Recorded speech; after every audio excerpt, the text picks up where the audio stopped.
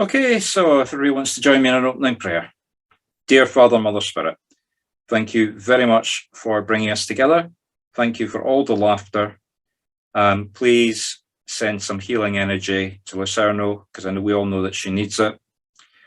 Please let our guides put a protective circle around us and help us to connect to the other side as we open after this prayer. Thank you. Amen.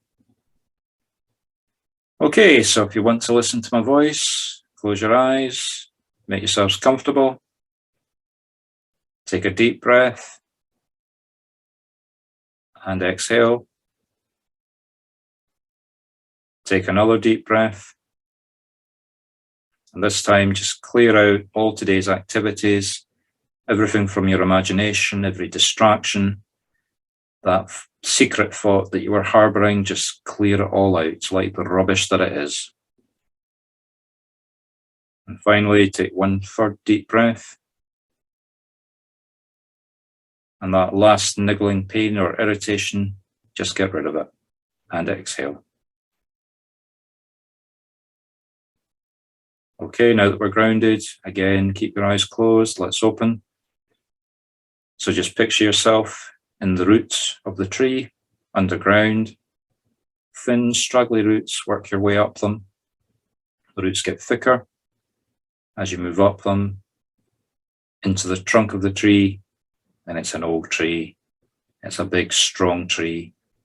There's at least 100 rings in this trunk as you work your way up it. 100 years this tree has stood. And finally, at the top of the trunk, move into the strongest, biggest branch. Like the arm of the tree, move down it. It splits into two, splits again, and it keeps splitting until eventually you get to the twig at the end.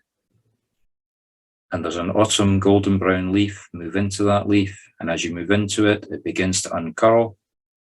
And as it uncurls, it begins to turn bright bright summer green. When you're ready, open up your eyes.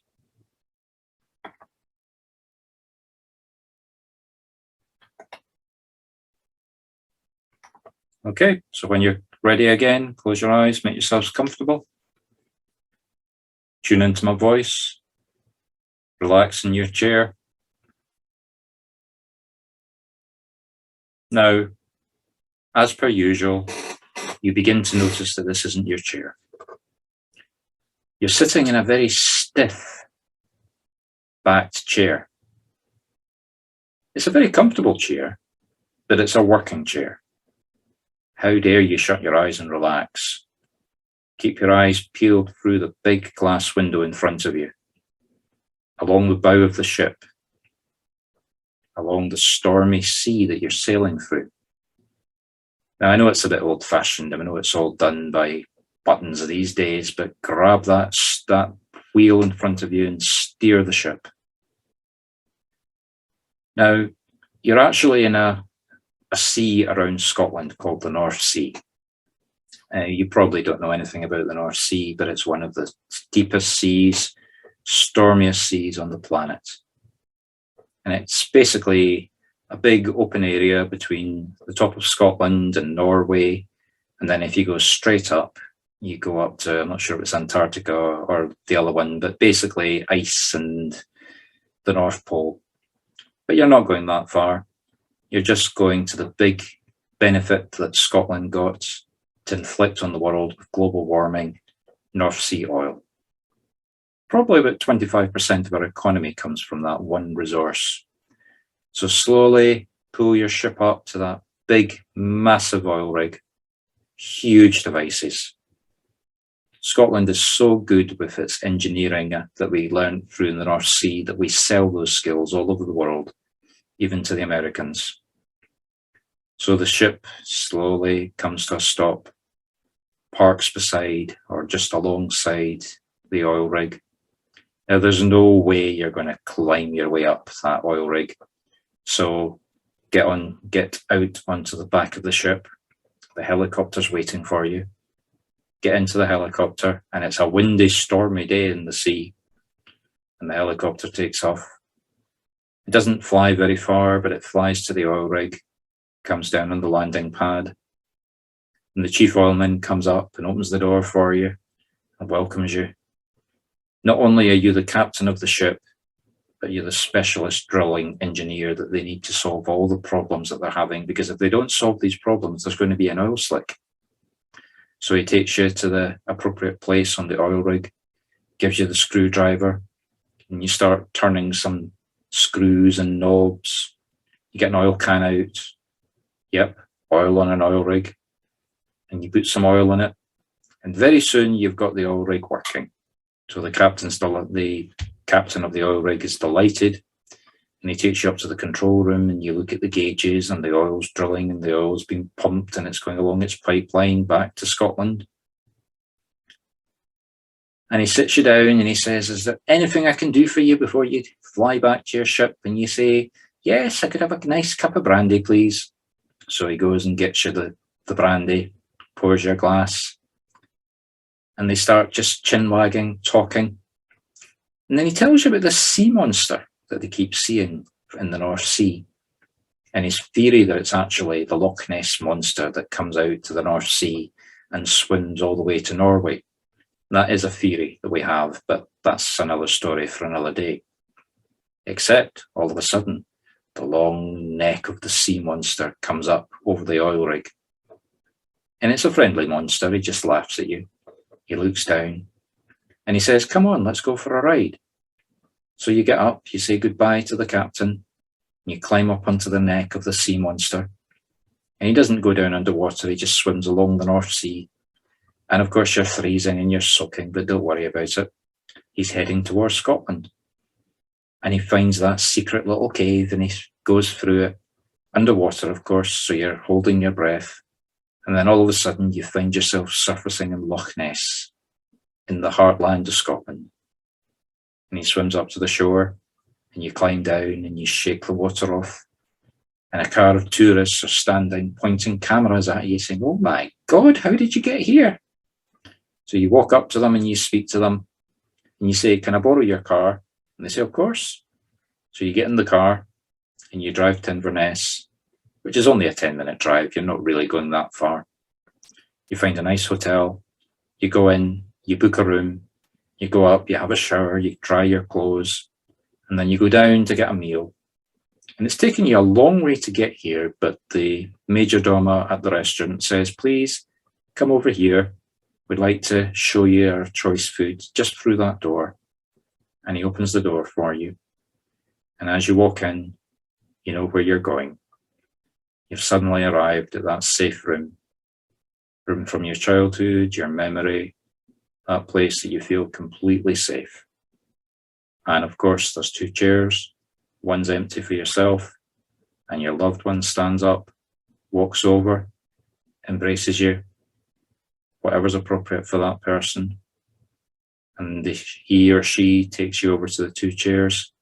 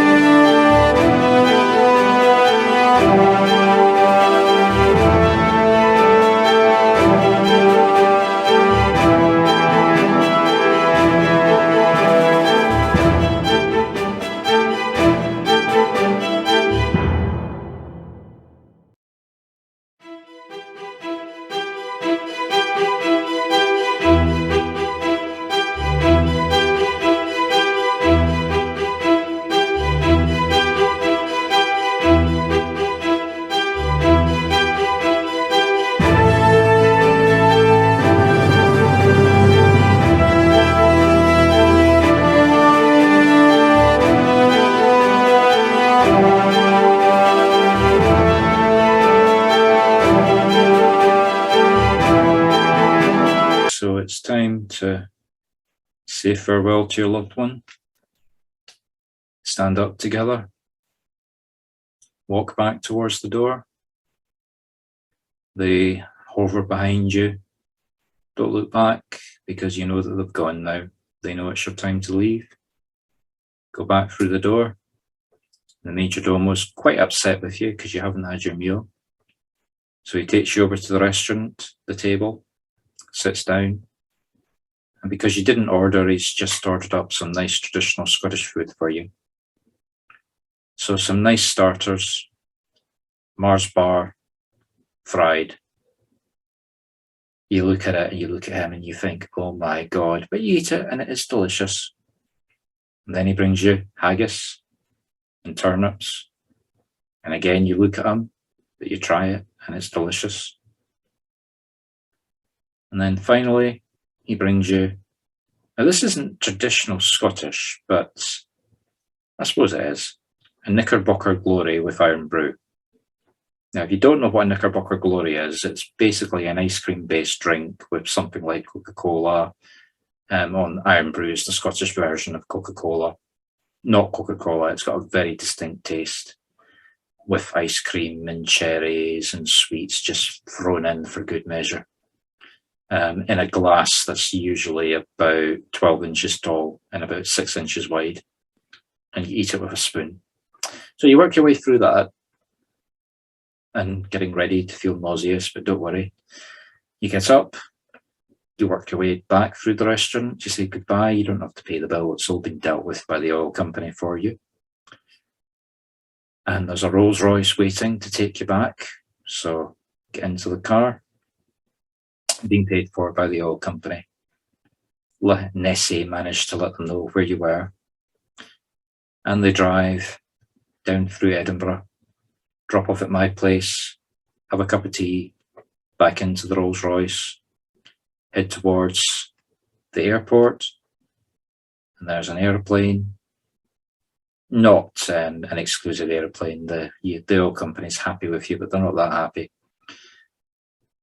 And you go first class, you take off, you fly across the Atlantic, landing at whichever your nearest airport is.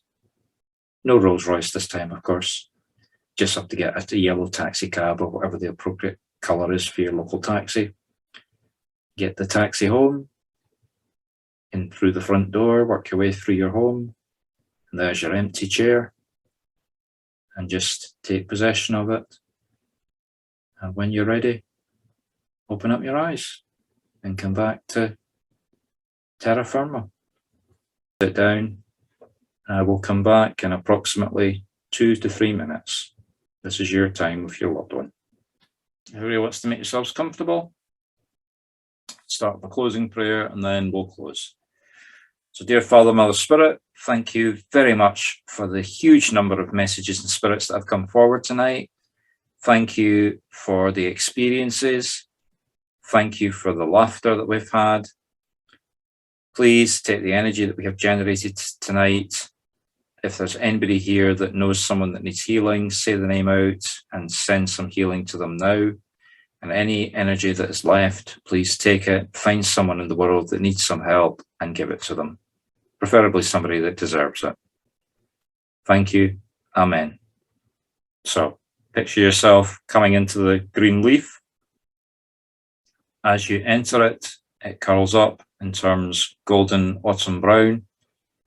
Move into the twig, into the branch, all the way through the branches to the trunk, back into the thick oak trunk, work your way down it. And as you move down it, getting heavier and feeling yourself coming down and closing as you move into the earth, into the roots. And as you get to the end of the roots, look up at the surface of Mother Gaia Earth from the grass above you, and now know that you are firmly closed.